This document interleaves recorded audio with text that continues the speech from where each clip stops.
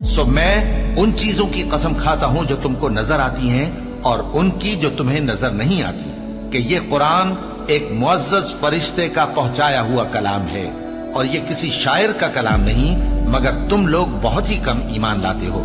اور نہ کسی کاہن کا قول ہے، لیکن تم لوگ بہت ہی کم غور و فکر کرتے ہو۔ یہ رب العالمین کا اتارا ہوا ہے، اور اگر یہ پیغمبر ہماری نسبت کوئی بات جھوٹ بنا لاتے تو ہم ان کا داہنا ہاتھ پکڑ لیتے، پھر ان کی رگے گردن کاٹ ڈالتے، پھر تم میں سے کوئی ہمیں اس سے روکنے والا نہ ہوتا، اور یہ کتاب تو پرہیزگاروں کے لیے نصیحت ہے، اور ہم جانتے ہیں کہ تم میں سے بعض اس کو جھٹلانے والے ہیں، نیز یہ کافروں کے لیے موجب حسرت ہے، اور کچھ شک نہیں کہ یہ یقین کرنے کے لائق ہے۔